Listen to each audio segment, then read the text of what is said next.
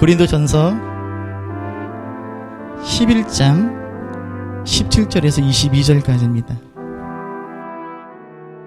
내가 명한 이 일에 너희를 칭찬하지 아니하나니 이는 너희의 모임이 유익이 되고 오히려 해로움이라. 먼저 너희가 교회에 모일 때에 너희 중에 분쟁이 있다함을 듣고 어느 정도 믿거니와 너희 중에 파당이 있어야 너희 중에 옳다 인정함을 받는 자들이 나타나게 되리라. 그런즉 너희가 함께 모여서 주의 만찬을 먹을 수 없으니 이는 먹을 때 각각 자기의 만찬을 먼저 갖다 먹으므로 어떤 사람은 시장하고 어떤 사람은 취함이라. 너희가 먹고 마실 집이 없느냐? 너희가 하나님의 교회를 업신여기고 빈궁한 자들을 부끄럽게 하느냐? 내가 너희에게 무슨 말을 하랴? 너희를 칭찬하랴? 이것으로 칭찬하지 않노라. 아멘. 할렐루야. 우리 옆사람과 인사만 합시다. 사랑합니다. 사랑합니다. 성찬식은 우리의 신앙에 있어서 굉장히 중요한 예식입니다. 가톨릭은 7가지 성례를 지킵니다. 영세, 성체 성사, 견진 성사, 고해 성사, 결혼 성사, 신품 성사, 종유 성사 7가지의 성례를 가톨릭은 지키는데 종교개혁을 통해서 그 7가지 중에서 성경적인 것, 특별히 예수님께서 제정하시고 예수님께서 지키라 하신 2개만 빼고 5가지는 우리 개신교는 이제 다 내려놓은 거예요. 그 2개가 뭘까요? 세례와 성찬 예식입니다. 그만큼 이 성찬은 예수님께서 직접 제정하신 것으로 기독교 신앙의 본질과 핵심을 또한 교회 공동체의 정체성을 담고 있는 이제 귀한 예식입니다. 은혜의 방편이고 은혜의 통로입니다. 성찬식을 베풀기 전에 집례자들이 이런 말을 많이 해요. 표준 예식서에 적혀 있는 말이기 때문에 거의 모든 개신교의 성도들이 성찬식 전에 이 말을 듣습니다. 이런 말입니다. 이 예식은 무흠 입교인들만이 잔과 떡을 받을 것이요 무흠 입교인이라 할지라도 양심의 가책을 느끼는 자는 스스로 삼가는 것이 가한 줄 압니다. 라고 말씀하고 성찬을 베풀지요. 누구는 성찬에 참여하지 말라는 거예요? 죄질 지은 양심의 가책. 일단은 입교인이어야 됩니다. 입교 세례인이어야 되고 그 무흠 입교인 세례인 중에서 어떤 사람들? 양심의 가책을 느끼. 이거 처음 들어보십니까? 아니잖아요. 대부분 그렇게 하잖아요. 그런데 이 표현은 27절 말씀에 근거하는 겁니다. 27절 함께 읽어볼까요? 27절 있습니다. 그러므로 누구든지 주의 떡이나 잔을 합당치 않게 먹고 마시는 자는 주의 몸과 피를 범하는 죄가 있느니라. 사람이 자기를 살피고 그 후에야 이 떡을 먹고 이 잔을 마실지니. 자, 어떤 사람이요?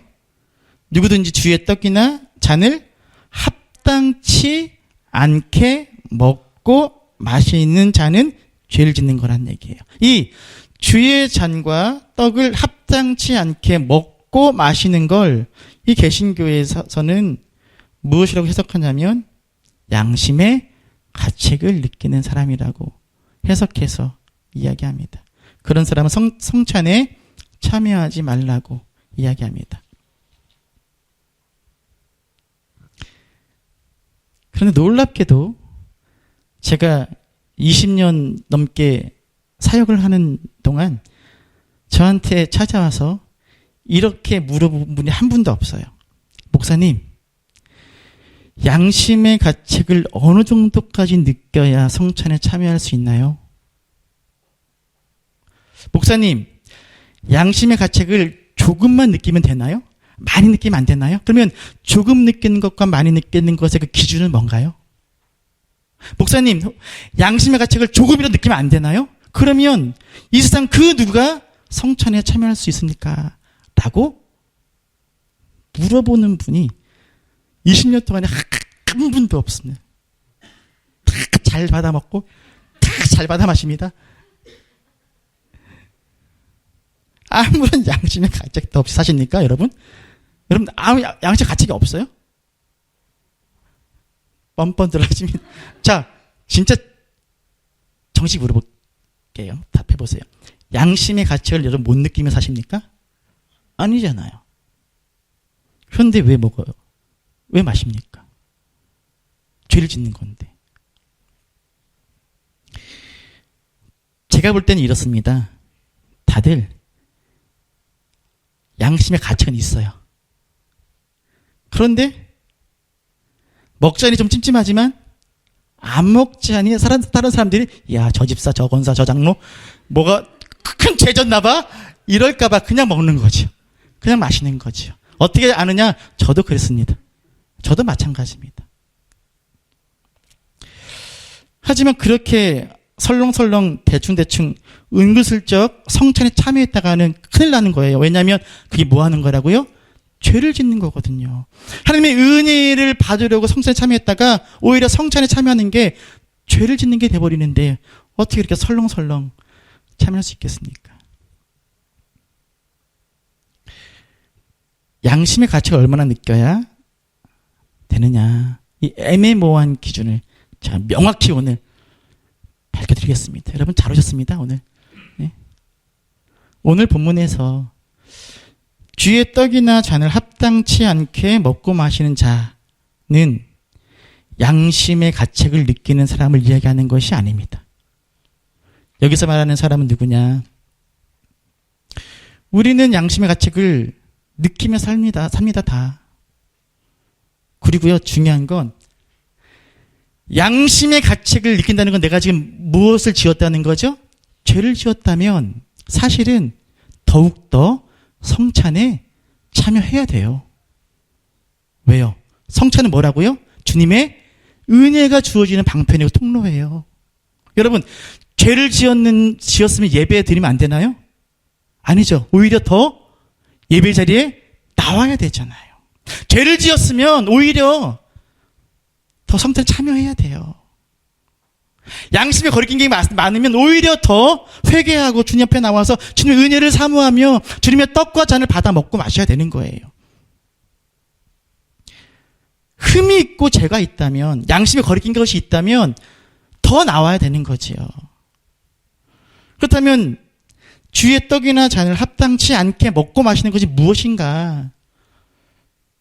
이 사람들은 바로 21절에 나오는 사람들을 이야기합니다. 21절 다시 읽어볼까요? 있습니다. 이는 먹을 때에 각각 자기의 만찬을 먼저 갖다 먹으므로 어떤 사람은 시장하고 어떤 사람은 취함이라. 잠 따라합시다. 먼저 먹는 사람들. 먼저 먹는 사람들. 바로 이들을 이야기하는 거예요. 이 당시에 성찬은, 사실 성찬의 정확한 표현은 주의 만찬이고요. 이 당시에 성찬은 식사예요, 식사. 사실 주님 때의 성찬은 이 성찬식보다 우리가 예배 끝나고 먹는 공동 식사와 더 비슷합니다. 모임이 끝나고 식사를 하는데 그 식사가 주의 만찬인 거예요. 근데 이 당시에 무슨 식사당번이 있습니까? 없어요. 가스레인지가 있습니까? 그 좁은 집을 누군가 내어줘서 거기서 예배드리는데 식사를 하려면 어떻게 해야 되는 거예요? 각자 음식을 갖고 오는 거예요.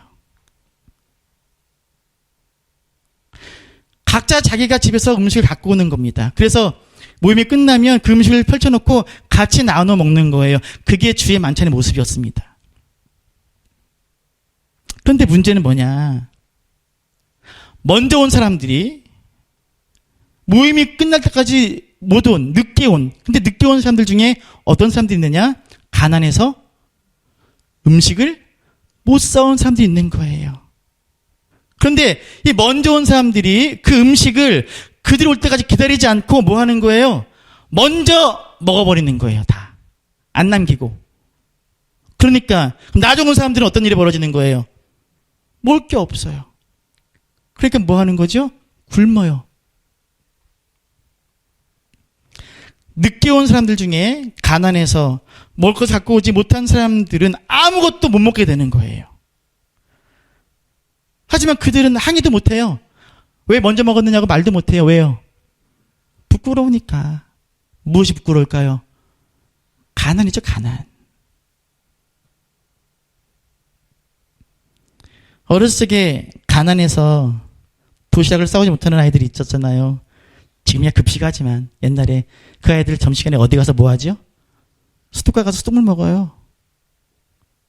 그러면서도 부끄러워하잖아요. 숨기려잖아요. 창피하거든요.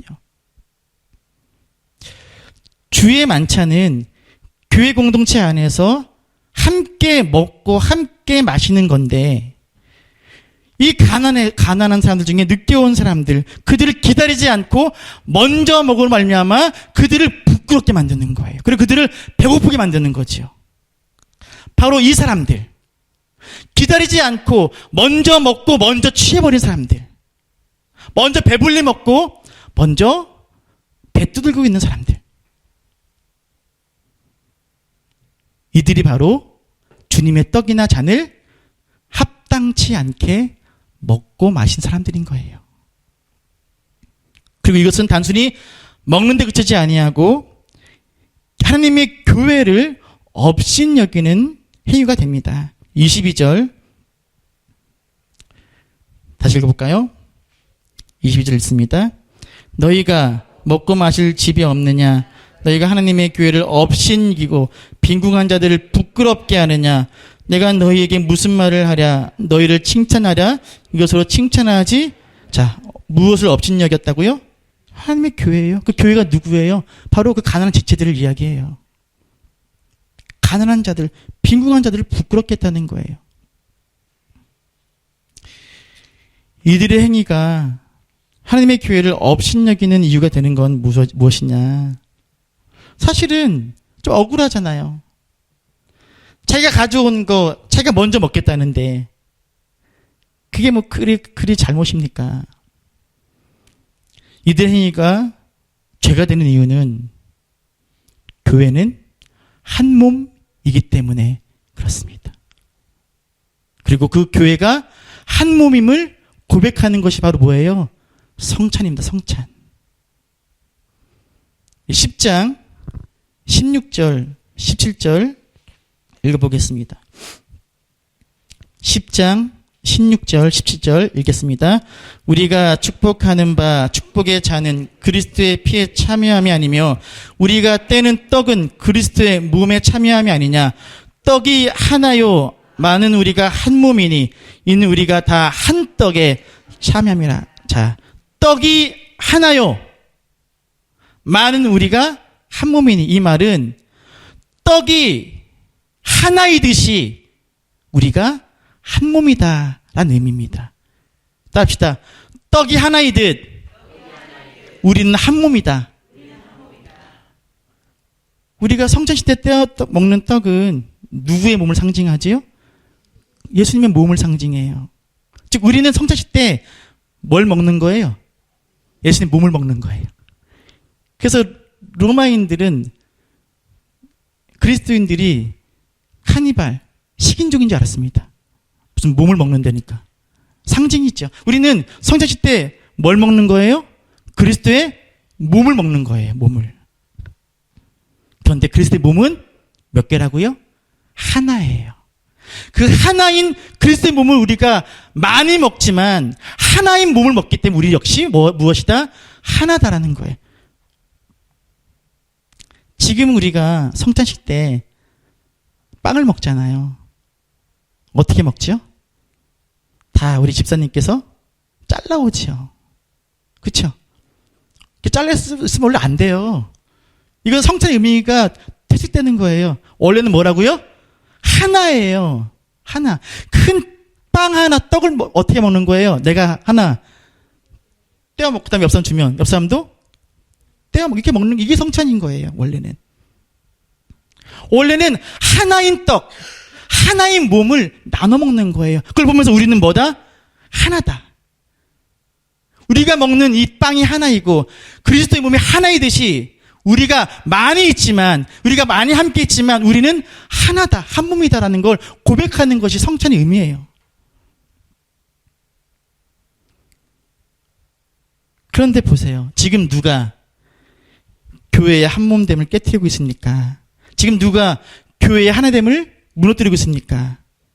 늦게 온, 자신의 음식을 가져오지 못한 가난한 사람들을 기다리지 못하고 먼저 음식을 먹은 성도들이에요. 그래서 바울이 이야기하는 거예요. 27절 읽어볼까요? 다시 읽습니다. 그러므로 누구든지 주의 떡이나 잔을 합당치 않게 먹고 마시는 자는 주의 몸과 피에 대하여 죄를 짓는 것이다. 어디에 죄를 짓는 거라고요? 주의 몸과 피. 주의 몸과 피가 뭘 의미하는 거예요? 교회예요, 교회. 교회. 예배에 늦게 참여한, 음식을 가져오지 못한 그 가난한 사람들을 기다리지 못하고 먼저 먹어서 그들로 하여금 부끄럽게 만들고 그들을 업신여기고 그렇게 가진 자와 못 가진 자들로 분열케 하고 나뉘게 하는 성도. 그 성도는 한 몸인 교회를 나누고 하나된 교회를 나누며 일치된 교회를 분열시키는 큰 죄를 짓는 거라는 거예요. 18절에 보면 너희 중에 분쟁이 있다라고 이야기합니다. 19절에는 너희 중에 파당이 있다라고 이야기합니다. 한 몸인 교회 공동체를 분열시키고 파당을 만드는 자들, 바로 너희라는 거예요. 너희들. 바로 너희가 주의 떡이나 잔을 합당치 않게 먹고 마시는 죄인이라는 거예요. 요즘 표현을 하자면 이런 겁니다. 야, 그게 넘어가니? 그게 맛있디? 네 가난한 형제가 늦게 와서 못 먹고 굶는데 그걸 먹어버리면 못 먹는 거 네가 알면서 그걸 먹을 때 그게 넘어가디? 목으로? 그게 맛있디? 지금 바울이 그 얘기하는 거예요. 한 몸인데. 여러분, 식구가 무슨 뜻이죠? 식구? 예? 식구. 먹을 식자에. 입구예요. 식구는 뭘 이야기하는 거예요? 음식을 같이 먹는 게 식구인 거예요. 교회란, 주의 성찬은 그런 거예요. 우리가 같은 떡, 같은 잔을 마시면 우리가 뭐라는 거예요? 식구라는 거예요, 식구. 여러분, 식구 중에 누가 못 먹고 있는데 넘어가요? 내 형제 중에 누가 못 먹고 있는데 그게 맛있어요? 맛있을 수 있죠. 잘못된 가족인 거죠. 그게 넘어가냐? 그게 넘어가디? 그게 맛있디? 바울이 이야기하는 거예요. 성찬에 참여하면 안 되는 사람은 그 양심에 거리낌 있는 사람을 이야기하는 게 아니에요. 양심에 거리낌 있으면 오히려 더 성찬을 사모하고 주님께 나와야 돼요. 어떤 사람이 문제인가? 교회를 분열시키는 사람, 교회에 파당을 만드는 사람, 교회를 나뉘게 하는 사람. 교회는 그리스도의 한 몸에 함께 참여한 한 몸인 것이 교회입니다. 한 몸 된 교회를 이루는 우리가 서로 사랑해야 됨을 알지 못하고 하지 못하는 자들이 이 잔과 떡을 먹을 자격이 없다는 거예요. 29절입니다. 우리 함께 읽어볼까요? 29절 읽습니다. 주의 몸을 분별하지 못하고 먹고 마시는 자는 자기의 죄를 먹고 마십니다. 무엇을 분별하지 못해요? 주의 몸. 주의 몸이 뭐예요? 교회예요, 교회. 교회라는 곳이 어떤 곳인지를 깨닫지 못하고 알지 못하고 먹는 자들은 자기 죄를 먹는 거란 얘기예요. 교회란 어떤 곳인데요? 한 몸이에요, 한 몸. 주의 몸은 하나였잖아요. 한 몸을 먹듯이 한 몸인 주의 교회, 한 몸인 교회를 깨닫지 못하고 먹는 자들은 죄를 짓는 거란 얘기입니다. 주의 몸을 분별하라는 것은 바로 교회가 어떠한 곳인지를 알고 먹으라는 거예요. 주의 몸된 교회가 어떠한 곳이어야 하는지를 깨닫고 먹으라는 거예요. 주의 몸된 교회는 어떤 교회예요? 따라합시다. 한 몸. 한 몸. 교회는 한 몸입니다. 한 몸이 한 몸. 그래서 여러분, 제가 볼 때 정말 신앙이 좋은 성도 어떤 성도인지 아세요? 예배를 마치고 밑에 가서 식사 배식을 하는데 자율 배식이잖아요. 오늘 메뉴가 불고기예요. 보니까 불고기 양이 좀 적어. 나는 고기를 좋아해. 딱 볼 때 고민이 되는 거죠. 이걸 내가 먹고 싶은 만큼 퍼먹으면 어떤 일이 벌어지죠? 뒷사람은 못 먹는 거예요. 에이씨! 내가 먹고 싶은 만큼 퍼 담아 먹어요. 이 사람은 어떤 사람인 거예요? 이거 웃을 일이, 이 얘기라니까요, 지금. 이 사람은 어떤 사람인 거예요? 죄 짓는 사람인 거, 죄.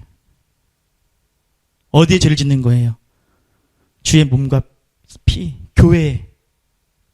어떤 성도는, 내가 먹고 싶은데 고기 좋아하는데.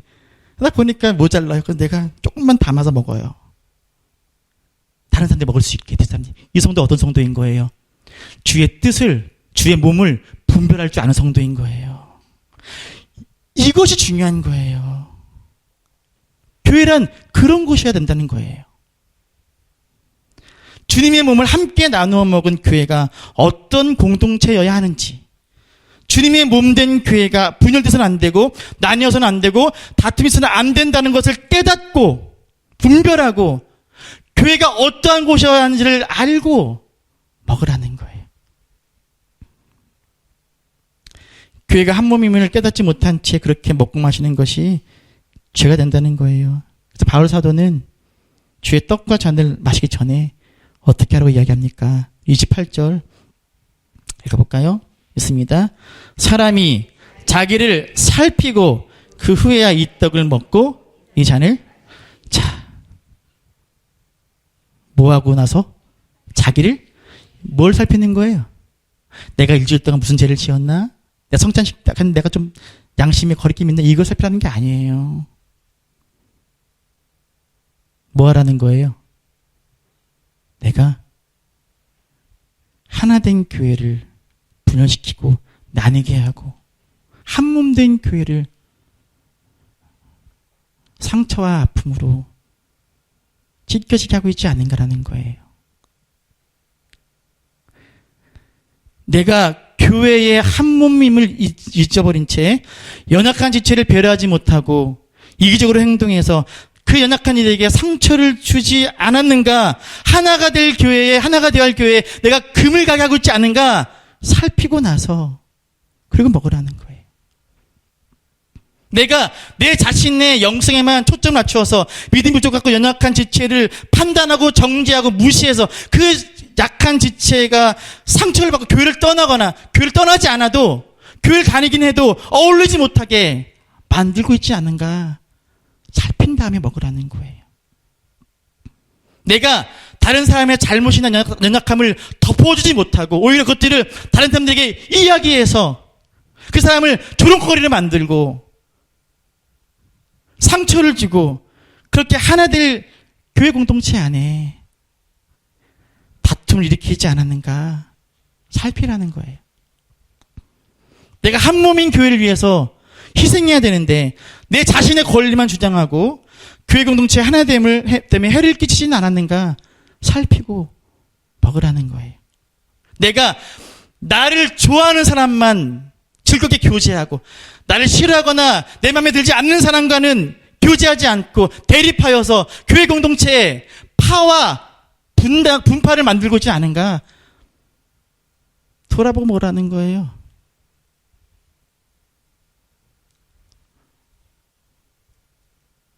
저는 우리 옥정 서문학교에는 누구누구 라인이 없기를 바랍니다. 교회는요, 누구 라인 있어요? 근데 더 안타까운 건 뭔지 아세요? 목사님들 그걸 이용해요. 왜냐하면 이 라인들이 뭐 하는 거예요? 충성 경쟁하거든요. 목사님께. 목사님께 사랑받기 위해서 충성 경쟁을 해요. 라인들이. 그걸 목사님들이 이용해요. 더 충성하게끔. 진짜 말도 안 되는. 교회 라인이 있으면 돼요? 안 돼요? 안 돼요. 바울파, 게바파, 아볼파 어딨냐는 거예요. 내가 혹시 그렇게 파를 만들고 어느 라인에 속해서 한 몸인 교회를 여러 개로 내가 지금 갈라놓고 있지 않은가 돌아보고 살펴보고 먹으라는 거예요. 성도 여러분, 스스로의 모습을 살필 수 있기를 간절히 부탁드립니다. 바울은요, 사실 이걸 쓰면서 누구누구 특정한 사람을 지목할 수 있었습니다. 다 알거든요. 지목하지 않아요. 뭐라고요? 스스로 자기를 살피라고 이야기해요. 기회를 주는 거죠. 그리고 무엇보다 스스로 살피려면 정직함과 용기가 필요해요. 내가 누구에게 상처를 주었구나. 내가 교회를 나뉘게 했구나. 내가 나와 맞는 사람하고만 어울렸구나. 내가 타락을 만들었구나. 한 몸인 교회 공동체가 나로 인해 나뉘고 분열되고 깨어지고 있구나. 정직히 볼 수 있어야 되고 인정할 수 있어야 됩니다. 그리고 그것을 인정하는 사람은 성찬에 참여할 수 없다? 없다? 바울은 그래서 인정하고 뉘우치고 돌이킨다면 성찬에 참여할 수 있다고 이야기하는 거예요. 바울의 방점은요, 성찬에 참여하지 말라는 게 아니에요. 28절 다시 읽어볼까요? 있습니다. 28절 있습니다. 사람이 자기를 살피고 그 후에야 이 떡을 먹고 이 잔을, 자기를 뭐하고 나서 살피고 그 후에 살피고 나 이런 잘못이 있구나라고 알고 나서 먹으려는 게 아니죠. 거기서 돌이키고 내 잘못을 깨닫고 회개하고 내가 한 몸임을 깨닫고 그 후에 성찬에 참여하는 거예요. 그래서 바울의 이 긴 이야기의 결론은 33절이 있어요. 33절 읽어볼까요? 있습니다. 시작. 그런즉 내 형제들아 먹으러 모일 때에 서로 할렐루야 뭐하라? 진짜 좀 유치하지 않아요? 이거 먹는 거 가지고? 이 거룩한 성경에서 이거 먹는 거 가지고 이렇게. 근데 이게 중요한 거란 얘기예요. 기다리라는 거예요. 기다리는 것이 아무것도 아닌 것 같지만 기다리지 않아서 상처받고 무시받고 멸시받고 그런 성들이 있다는 거예요. 기다리는 게 얼마나 중요하다는 거죠. 그렇게 기다릴 수 있는 것이 참된 한 몸인 교회겠죠. 성도 여러분 잊지 마십시오. 성찬의 의미는 한 몸에 있습니다. 우리가 성찬을 받고 먹고 마실 때 우리는 이렇게 고백하는 거예요. 따라합시다. 우리는 한 몸입니다. 우리는 하나입니다. 성찬을 할 때마다 우리는 기억하는 거예요. 우리는 분별하는 거예요. 그러니까 성찬하는 건 많이 하는 게 좋아요? 조금 하는 게 좋은 거예요? 많이 하는 거예요. 하면서 계속 깨닫고 기억하는 거예요. 왜냐하면 우리는 악하거든요. 잊어버리거든요. 우리는 어느 순간 또 이렇게 지금 은혜 받고 내가 잘해야지. 하나 돼야지. 내가 기다려야지 하다가도 또 시간 지나면 그걸 보기 싫고 그거거든요. 또 성찬 때 뭐 하는 거예요? 분별하여 또 먹고 그렇게 또 살아내고 그러는 거예요. 그래서 성찬이 은혜의 방편인 거예요. 그러니까 성찬의 의미를 모르니까 성찬 이렇게 줄 서서 쭉 나올 때 보니까 앞 사람보다 앞서가려고 막 먼저 먹으려고 웃긴 거죠. 성찬은 그리스도의 한 몸을 우리가 나눠 먹는 거예요. 그래서 그 한 몸을 나누어 먹으면 30명이든 100명이든 1000명이든 다 하나라는 거예요. 이것 성찬이 우리에게 알려주는 성찬의 깊은 은혜입니다. 이것이 주님의 뜻입니다. 이 주님의 뜻을 분별하여 떡을 떼고 잔을 마시는 우리가 될 수 있기를 간절히 소원합니다. 우리 옆 사람과 인사합시다. 우리는 한 몸입니다. 우리는 한 몸입니다.